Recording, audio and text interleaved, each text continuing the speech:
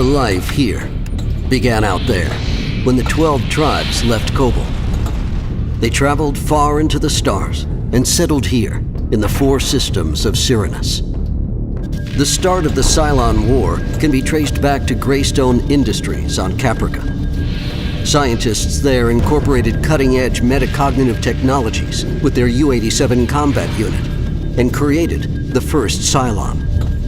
It was only a matter of years before they revolted against their creators. The resulting Cylon rebellion set Caprica City alight, and as the tensions escalated, the Cylon War engulfed the 12 colonies. Humanity, separated and alone, could not defeat the Cylons. The 12 colonies joined together and formed the first federal government under the Articles of Colonization. Colonial Fleet was established to defend the colonies. As part of the agreement, Daidalos shipyard was tasked with building a new battlestar for each colony. Sensing a shift in balance, the Cylons spearheaded an orbital strike on Pycon. Colonial Fleet HQ was annihilated, and with it, many of the fleet's senior admiralty.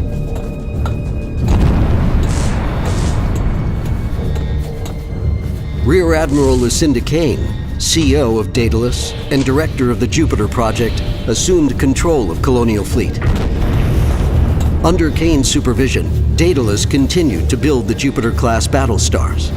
Colonial Fleet grew stronger and protected the colonies against the growing Cylon threat. In an effort to hamstring the rejuvenated Colonial Fleet, Cylon forces hacked the Idris navigation network.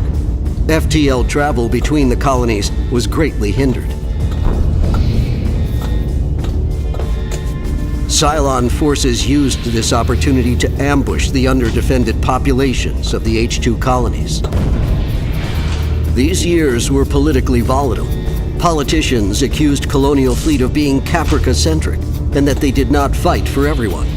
Anti-federal factions incited extremism and violence in an attempt to destabilize the 12 colonies.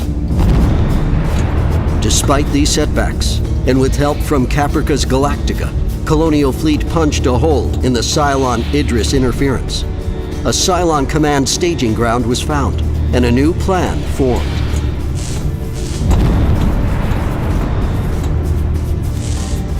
Colonial Fleet infiltrated and then destroyed the Cylon Command base station. Marine forces rescued Admiral Jubal Sarkis from a Cylon cell and returned him safely to Galactica. Using data retrieved from the base station, Colonial Fleet sought to locate and eliminate the last of Cylon Command. The data proved incorrect, and the Anabasis expedition was ambushed out in the furthest reaches of colonial space. Operation Anabasis limped home to Caprica.